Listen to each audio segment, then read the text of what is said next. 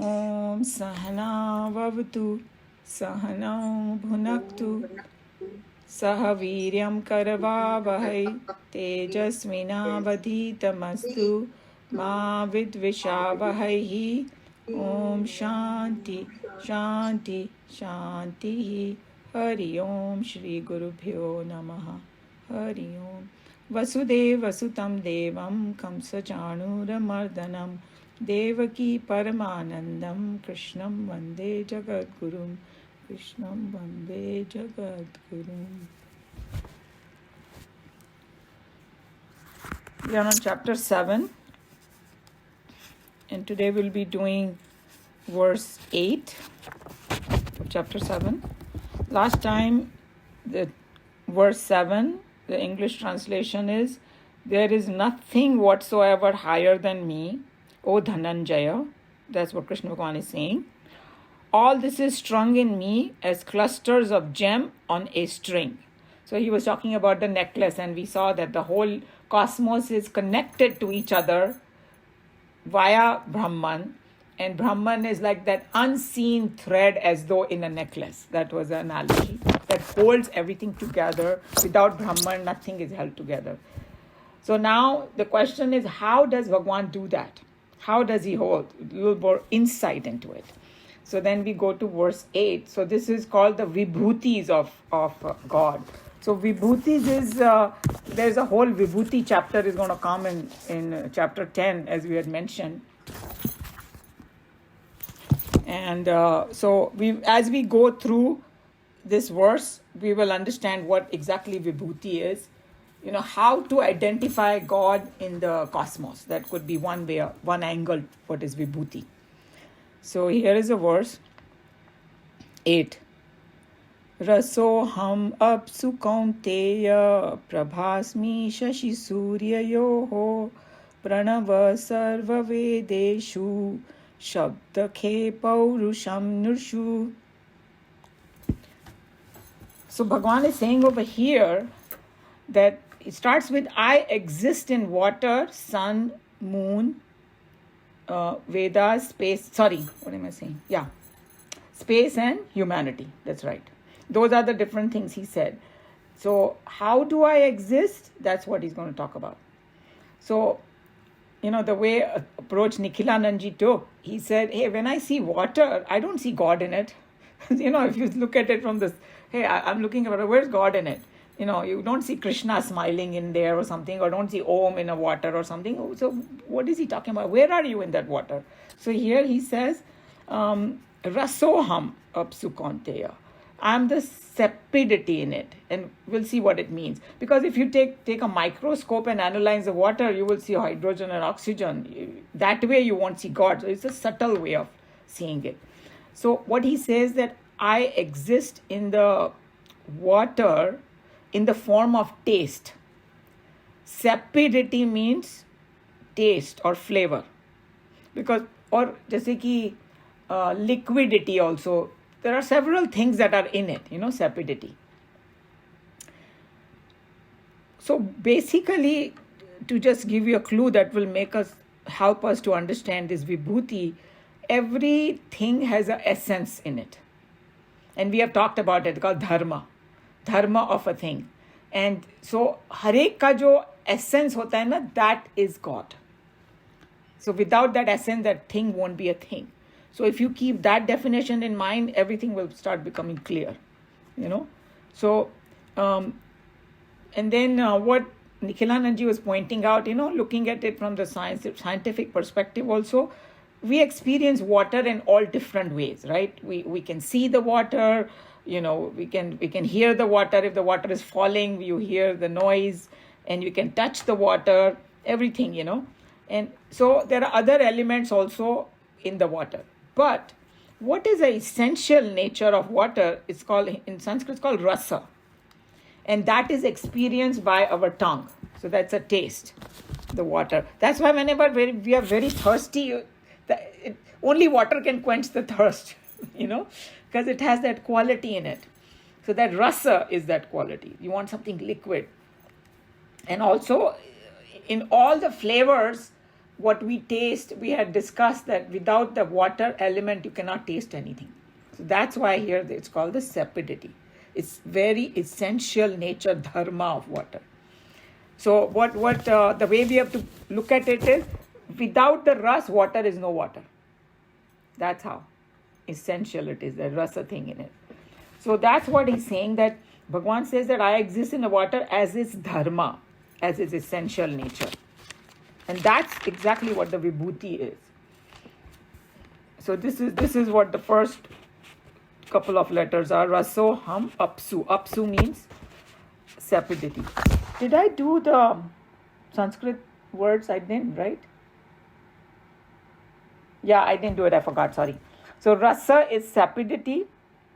Aham is I. Apsu is water. Kaunteya, Arjuna's name. Because son of Kunti, that's what it means. Prabha means light. And some people have that name. Asmi, I am. Shashi and Surya, the moon and the sun. Pranava is the syllable Om. So Om ka dusra naam Pranav hai. In the Vedas they call it Pranav also. Sarva Vedeshu, in all the Vedas. Shabda is sound.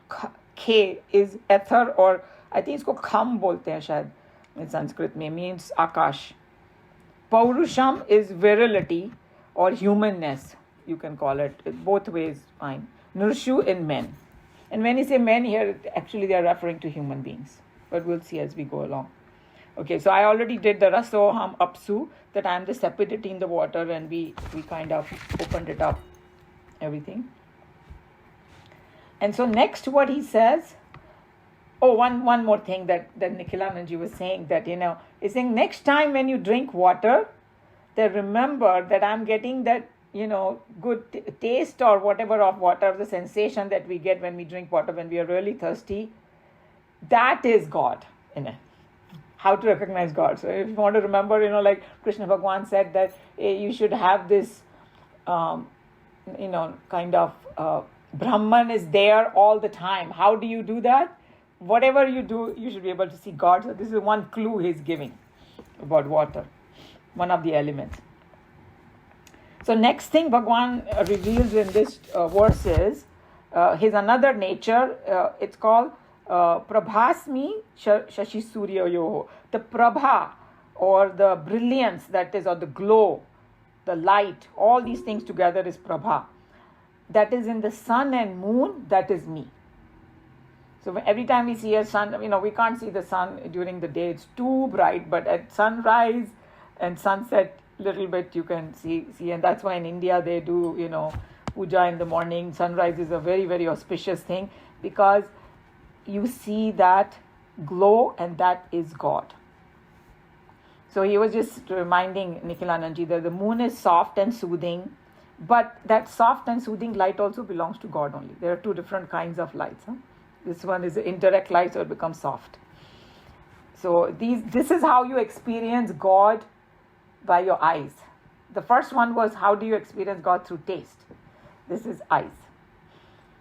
So it's saying that morning sun, you can see God in that form, because light is a very essence of that sun. It's a dharma of that sun. We say no heat and light, so Bhagavan come as a dharma of it. So he's saying that he was just reminding one thing. Some of those people, they will only look at it from the science perspective. He's saying that don't do that. Just look at it from the divinity aspect also. That how Bhagavan expresses and giving us experience through our eyes, and this is a wonderful thing. And so, but he's saying that sunlight and all is so common every day, people take it for granted. But when you start watching sunrise and sunsets, you realize the beauty and, your divinity in it. You just can't avoid thinking that it's divine. And no matter how many times you see, it always looks fresh and new. All your life. Because that is another characteristic of God's glory, the vibhuti. It's always brilliant, beautiful. So, and he was just reminding that, this experience, unfortunately, the blind people cannot experience God in this form, but whoever has the eyes, they experience this God in this form through the light of sun and moon. And actually the other lights also are derived from them only. We know that all the energy of the other light, it is derived through the sun. Whether it's in our battery or electricity or whatever you call it, all the energy is coming from there. So that's the source. That's another very important thing. And I was just thinking that no matter how much artificial light we create in the world, nothing can beat when the sun comes out. In one shot, it illumines everything. Superb, So that's another thing, divinity there. You can come up with your own angles because, it's there. And the next thing he says is very interesting. He says that I am the pranav in the Vedas. So Vedas, we already know that there are 4 different Vedas, Rig Veda, Yajurveda, Samveda, Athar Veda. And this is called Book of Knowledge in our Eastern world. We call it Book of Knowledge. So he was just saying that Vedas means to know. That's the Sanskrit word. Ved means to know. So he's saying that this is an encyclopedia of knowledge and wisdom. That's what Vedas are, and we already know that. So he's saying that, and what Vedas talk about, not only the physical world, it's there, about 5 elements and how the universe came about and all. The physical world is there, but it talks about something subtler also. That's the very most important thing in the Vedas. It talks about wisdom and dharma and what is right and wrong. That also we come to know after studying the Vedas and, the essence of Veda or Upanishad and all that. And it also talks about wisdom, about the ultimate nature of the supreme reality, which no other university or nobody's going to teach you that. That comes through the Vedas. So what is the significance? That's what it is. So, and it is all this is revealed in our Upanishads and the Vedas. We know, we are studying the Upanishads, so we know. So he was just saying that how science has gone up to a point, it can tell us what the object is, it can analyze it and what it is made up of and all its composition and all that. But science cannot tell you what is right and wrong. Either you try to figure it out yourself or you need some guidance or good or bad. So those are the things that Vedas will guide us, and also science cannot tell us what is the ultimate reality. At least at present it has not reached there, the science, but I think it's making some progress. I see all of you must be coming across consciousness studies and all that. So finally they are telling, and I think I was listening to some discourse this morning. It was Shri Ravi Shankar, or I don't remember now who, and he was saying that how the latest Nobel Prize was given to some scientist, physicist. I think maybe it was last year. My husband might know exact name and all that. I don't know. That they got this Nobel Prize to tell the world that what you see is not real. Something, maybe it was in quantum physics and all that. Saying they are telling now, getting Nobel Prize, but our Shastras ne pehle bol diya. Jagat mithya, Brahma Satya Jagat mithya. So they knew that much already. Now people are getting Nobel Prize for that, but they came to this conclusion with their research already. That was kind of interesting. So Vedas are very vast. Lot of mantras are there, lot of srota. It's not hard. It's very difficult to tackle. ये कठोपनिषद और उपनिषद करने में पसीना छूट रहे हमारे. Or if you take the whole Vedas, the whole lifetime is not. I don't know how those Chaturvedis and all, they had memorized all 4 Vedas. I don't know how they did it, So anyway, today's world, very, very difficult. So somebody say, Bhagwan is saying, I am the pranam in the Vedas. So where are you hidden in the Vedas? Somebody might ask that question. You are in the Vedas. Where? What? How do I recognize you? Very simple. So Bhagwan says, I am the pranam, and pranam ka is Om. So very essence of Veda is Om. Now Om, we cannot take it just as a simple thing. The whole Mandukya Upanishad is there, and that can take you to the highest knowledge. The symbol of Om is so powerful if you know everything about it.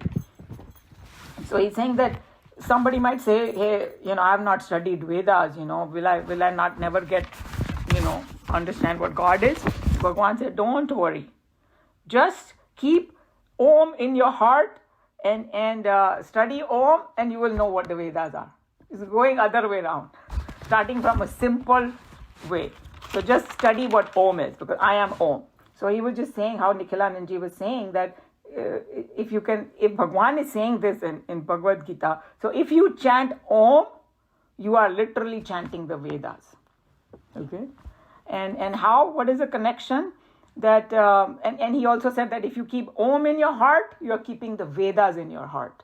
That much significance is there of it. So, all the saints and sages like Ramakrishna Paramhans and all that, they also said that the essence of Veda comes in the Gayatri Mantra. Everybody has heard that, right? The Gayatri Mantra is the most powerful mantra, and it is going to come in Bhagavad Gita also. In that chapter 10, it's going to say that among all the hymns, I am the Gayatri Mantra. So, Bhagwan ne bhi Gayatri Mantra ko bahut importance diya hai. So, the Vedas ka Gayatri, Vedas ka essence is Gayatri Mantra, and the essence of Gayatri Mantra is Om. Uska pura nichod dal ke unhone Om mein dala hai.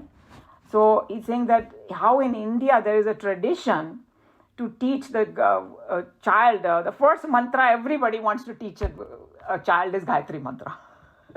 And people take so much pride in, oh, my child knows Gayatri Mantra when they are little. Even our grandson now, my daughter-in-law taught him. And if you say Om, he will thoda tutla ke aisa thoda bolta hai, which will make us so happy.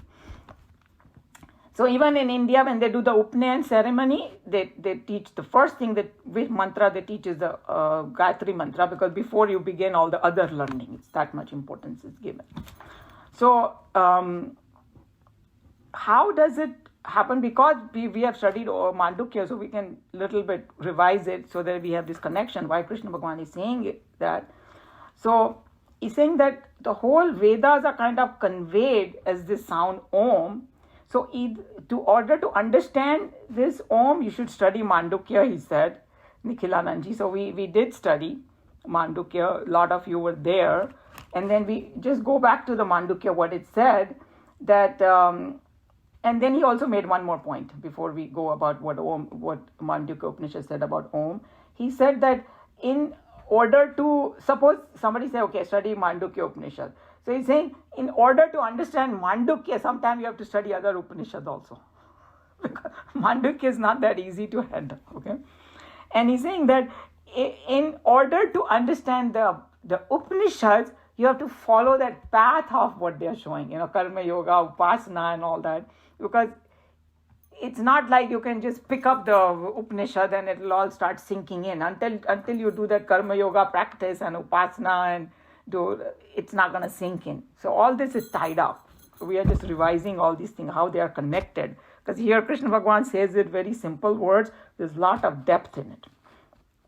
So it's all related, And so what is Om? Om is a symbol of that Brahman, or you can say name of the God.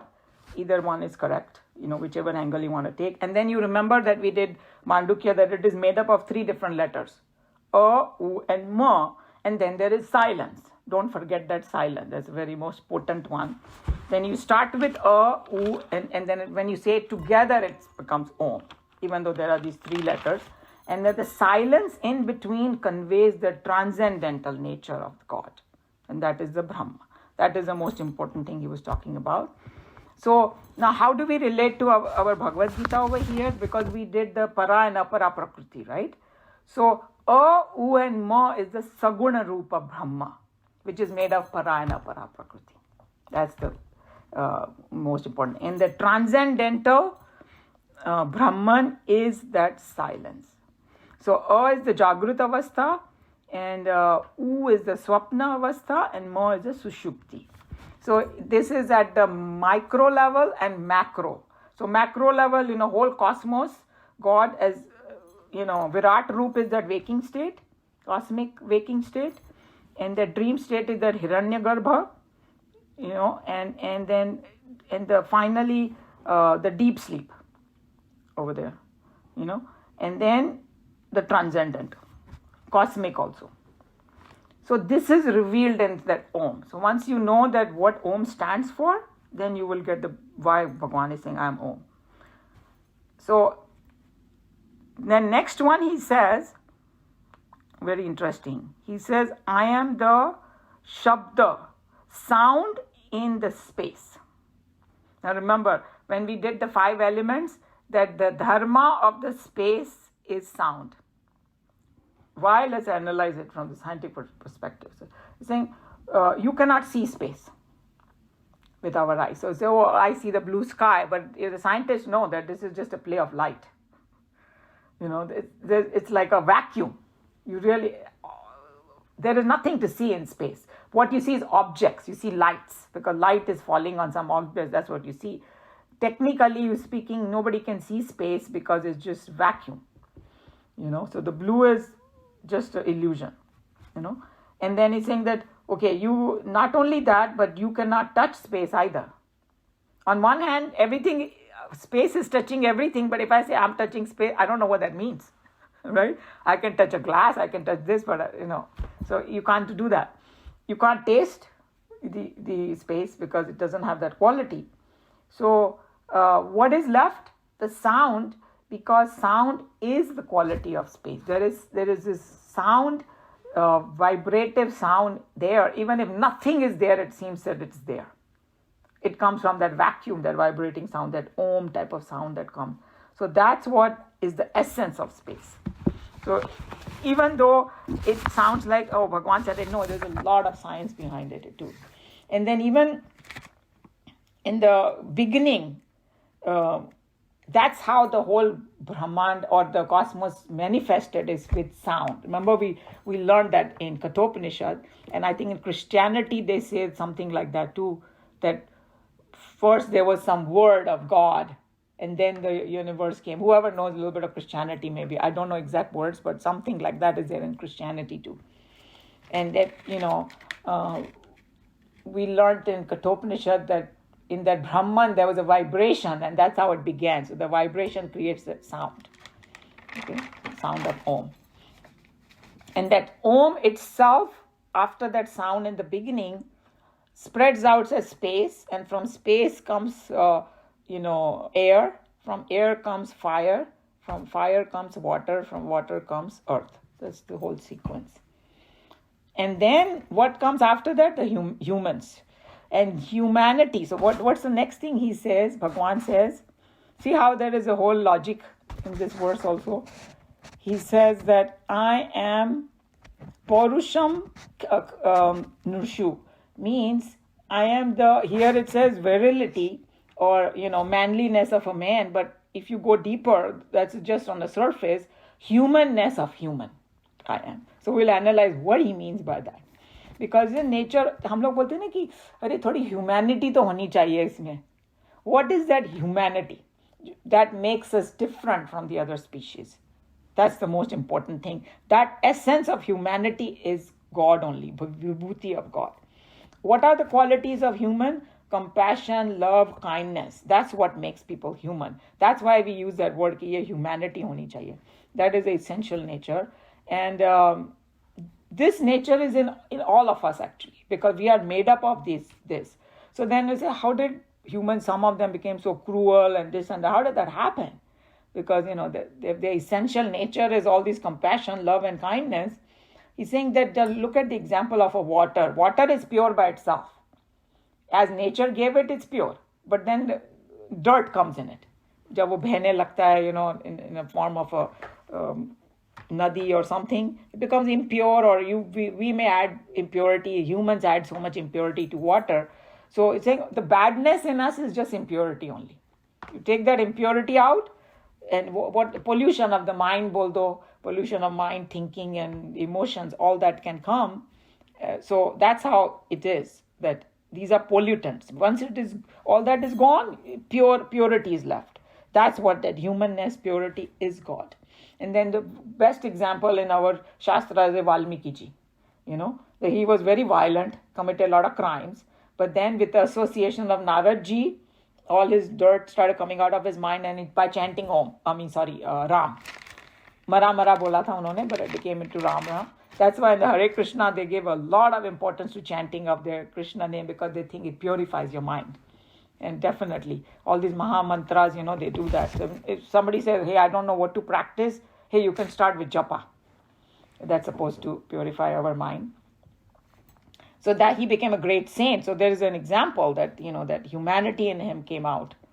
And then, Nikhilananji gave a very good, saying. He said, there is a saying which says that every saint has a past and every sinner has a future. I loved it. Because if you read even autobiography of Yogi, he will tell you that how certain things he had to overcome, and even some other, because I like to read biographies of saints, so I've read many different biographies, and there was a Swami Rama, and I remember he said when he was a teenager, he wanted this and that, and, a lot of different things he wanted.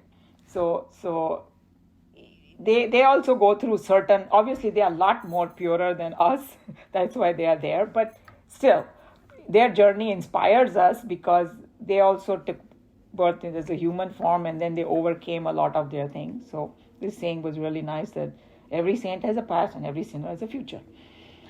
So now analyzing a little bit more this humanness, so he's saying that Porusham is that quality in humans by which they become human. And if you remove them, you become like an animal only. There are humans who are like, Swamiji used to say, they stand on two legs, but, their qualities are just like four-legged animals, when they behave in a certain way. So these are how do we connect to God in this form? By encouraging good qualities in us, and then we'll able to experience that God in us through those good qualities in us. That is what we are made up of. So he's saying that, just bring compassion in your life and kindness and all that. And actually he also proved by an example, very nice example, that is how it is our true nature, all these things.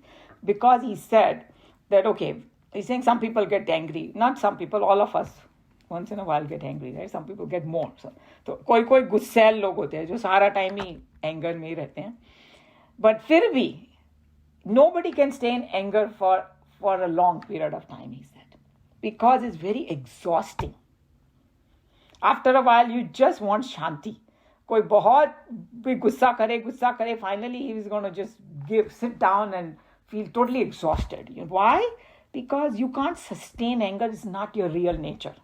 जो real nature होता है उसमें कोई stress नहीं होता. I thought that was such a fantastic point, that anger is not our real nature, and because anger becomes burdensome for us, and the true nature never becomes burdensome for anybody. So he said that you cannot sustain it and you get exhausted, but you can sustain love, compassion for a long time. You'll feel very happy when you feel loving and compassionate. That doesn't require any effort. I thought that was such a fantastic thing he said. So this is what he was talking about. He brought this beautiful point that this is what God is in us. And then, pretty much that's what this is. But he also brought another angle, that how all these things are connected to each other in this verse. भगवान का जो, like he said, कि मैं एक माला में धागा हूँ, right? जो सब चीज को connect करता है. So he's trying to connect all these things together, and these saints' minds are very fertile. So I thought this was such a good angle. So see if you connect to what he was saying. So he's saying that so we have power to hear and listen the Vedas and understand Om, right? We have that power also given by Bhagwan.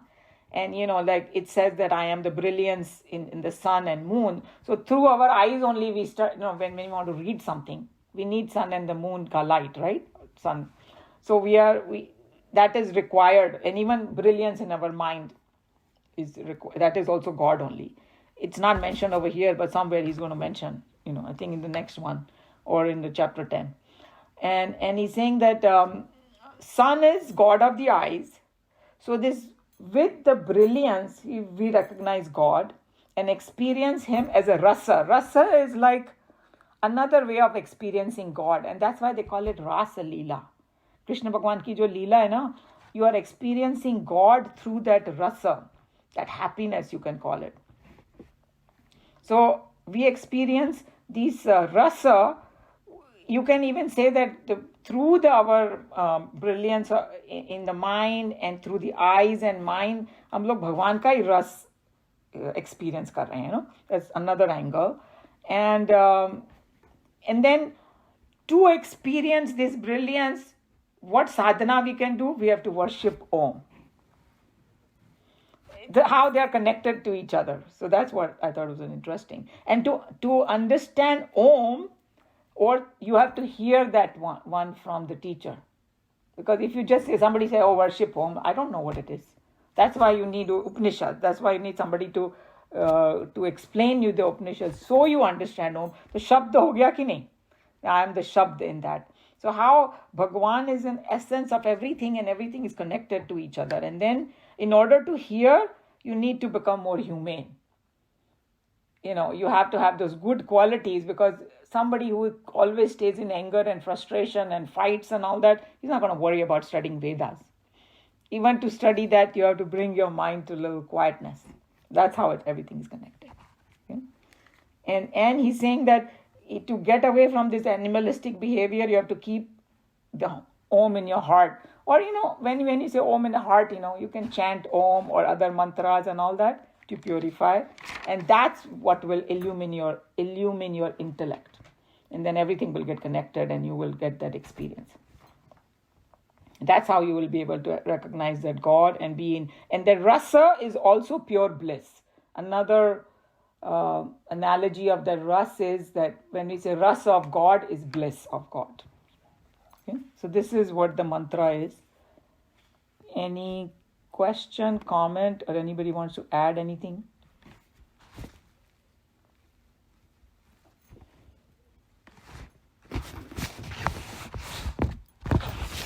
Umaji, it may not be quite right, but God is everything. Right. When we say anger is not the real nature, but we are supposed to see even that in God, because God is everything. Explain to me. Okay, so that's very interesting thing you said. It's like God is everything, true, but when we superimpose something on God, that's when all the negative things come. It's like snake and the rope. If God is that rope, but I think it's a snake, that's where all the frustration, anger, and all those things come. So it's not real. God is the real thing. So even though when we say God is, without that rope, Meenaji, you won't see a snake anyway. Correct? Right? So from that perspective, they said God is everything. But if you want to see the nature of God, then it is not anger. It is compassion. And actually, this, whatever you are saying, I got a good picture about it. When, saints and sages, when they give example, that's when you understand this. So this is what Shri Ravi Shankar's example was, and I'll never forget it when I heard, because I thought it made so much sense. He's saying, look, we are made up of this happiness and love. That is our nature, right? So where did all the other thing come up? Greed and, what you call lust and this and that, the clinging desire. Where did that come? उसका ना वो English में क्या बोलते हैं, कुछ विकृति को क्या बोलते हैं इंग्लिश में? I'm trying to think of the word. Anybody understand the word विकृति? एक होती है प्रकृति, एक वो खराब हो जाती है प्रकृति. कोई जैसे मिल्क सावर हो गया हो ना, it goes bad, something goes bad. I can't think of the English word. It has gone against his nature and it becomes like something toxic. Okay? So that love ingredient, वो उसमें विकृति आ गई तो वो greed बन गया. Even though the raw material of greed is love only. Now you love something too much in a wrong way, that becomes greed. Yes. Okay? Yes. And even hate is actually, उसका basis love ही होता है, वो hate, it looks like, because there are, love and hate, this is in the world, this happens, this duality. But उसका actual substratum is love only. So it's a little subtle point. Yeah. Okay, I will open up this example and see if you connect to it. It's something like I give somebody, all of you, ingredients. Say to go make a cake. And I give you 5 different ingredients that is required for a cake. I'm using the example that I use it for children because they understand cake much better. If I say some roti or something, they may not care about it. So, you give flour, you give, what you call sugar, milk, whatever. Somebody eats eggs and all that. So they go make the cake. Somebody might make a beautiful cake out of it. And somebody who doesn't know how to cook, they may just make something horrible and it'll taste so horrible, but the ingredients has a capability of doing everything. So that ingredients is God. But so what we do is we mess it up. So what they are trying to say is this anger and all is man-made stuff because you have messed up your true nature. That's not God. God is actually that love, compassion, and I don't know. Did that make sense what I'm saying? It is. I mean, I was just wondering because Yeah. at one point we say everything is God. True. You have to see. And then we say it's love and compassion and all that good, all the good part of it. So Because that is our true nature. That is our true nature. And we don't think about it that way. We think that we have to bring the compassion and love from somewhere outside. And what the saints and sages say, no. You are love and compassion. All you have to do is remove the dirt. You don't need to go and take compassion and fill it in your head. No. You are already there. You are that. Yes. Yeah. So in Vedanta, this contradiction is very common because it's a subtle subject. So through that contradiction, you reach what they are trying to tell you. Right? So that's what we are trying to do here. Yeah. Thank you. Yeah. Any other comment, discussion? Umaji, isn't it true that anger comes from desires? 100%. In fact, we did that. That's how you're remembering it. That's exactly what Krishna Bhagwan, there is a whole verses in there, chapter 2, chapter 3. Desire का दूसरा नाम ही है anger. It's the same energy. What is, when you are clinging desire, ordinary desires don't create anger. Anger is like, if I want something and it's not a very strong desire, so maybe mila, who cares, right? Nahi mila. If I have a very strong desire and if some obstruction come on the way, so same energy that is going towards that desire moves to the anger. So absolutely, the anger ka source is a desire, and desire ka source is avidya, means ignorance. I think that the world can. Opposite of Brahman. Right. So from that perspective, you're absolutely right that anger is because of desire. Yes.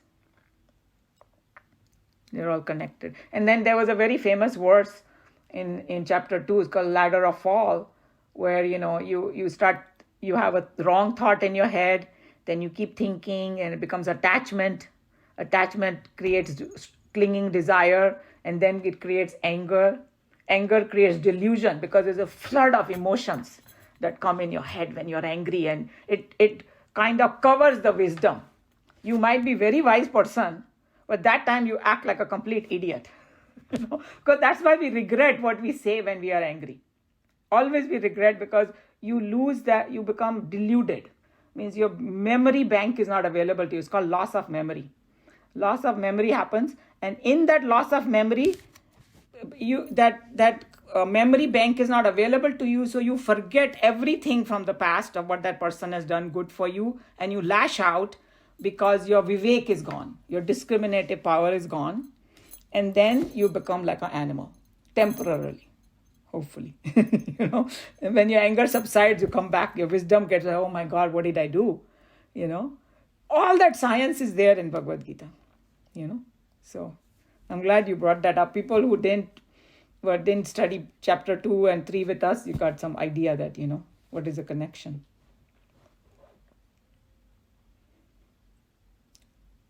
Yeah, Sheila ji? I have a question, Maji. Like you were explaining that when you're explaining Om, that there is a silence in between. Can you explain me just a little bit more about that? Okay, so how do they tell us to chant Om, right? So usually बोलते 3 बार Om बोलो. So किसी ने हमको सिखाया नहीं कैसे बोलो, तो हम लोग क्या करेंगे? Om, Om, फटाफट बोल देंगे हम लोग साथ में, right?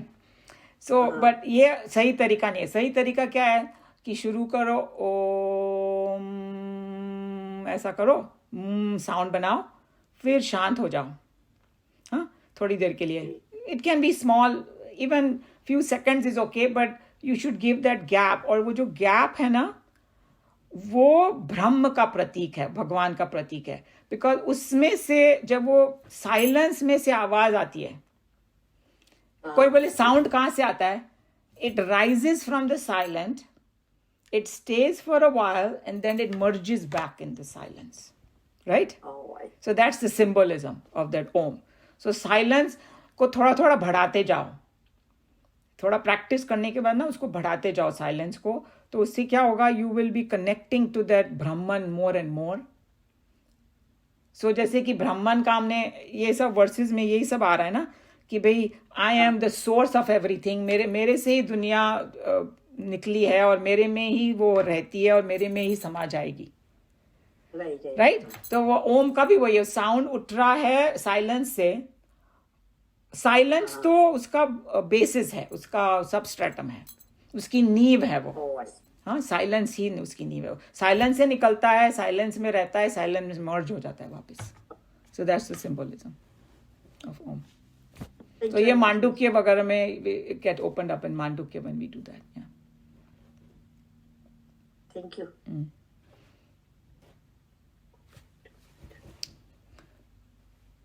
Any other question? So what we're going to do is, the reading is actually together with the verses. So we will read it next time after we do the verse 9. So we will stop Bhagavad Gita here.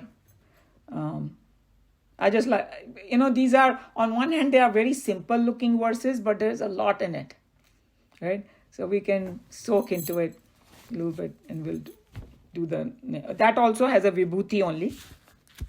And so this is the way Bhagwan has taught us that what is the mechanism by which I'm holding this world together?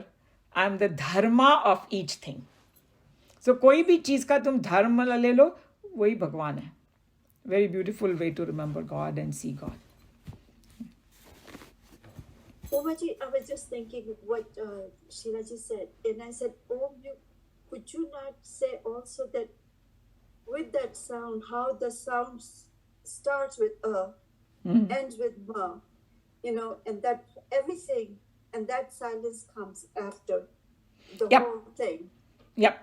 So उसमें जैसे ओम का ना बोलते हैं ना कि पूरा कोई पोथा लिख सकता है ओम के बारे में, इतना उसमें साइंस भरा हुआ है. बिकॉज जब हम लोग ओम बोलते हैं ना, तो क्या कहाँ गए शीला जी? हाँ, यहाँ पर है. सो जब हम लोग ओम बोलते हैं तो बोलते हैं ना, आ से शुरू करते हैं, राइट? अ, उ और म है ना उसमें. तो अ बोला तो मतलब मुंह खोला. तो जब जैसे कि कोई नींद से जाग गया हो, पूरी दुनिया देखता है ना, तो वो आ मतलब that sound represents the waking world.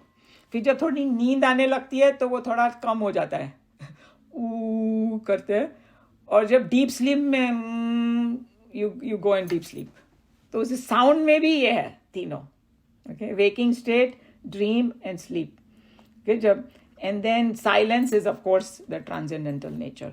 सो अ, उ एंड म. एंड उसमें ना मांडुक्य में बताया है कि कई लोग अ की उपासना करते हैं, कई लोग ऊ की करते हैं, कई लोग म की करते हैं. अ की करते हैं तो उनको दुनिया में बहुत नेम फेम ये सब मिलता है, and then when subtle world की करते हैं तो फिर उनको वो सटल वर्ल्ड के पावर्स मिलते हैं, थिंग्स लाइक दैट. सो अगर दुनिया में भी कुछ तुमको अचीव करना है, उसके लिए भी ओम उपासना है.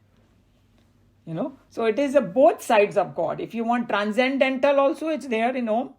And if you want worldly achievements are also there in Om. Because see, when your mind becomes quiet and all, you become more productive in the world. Right? So the worldly things can be achieved by it. It is so powerful, the Om sadhana. That's what they say.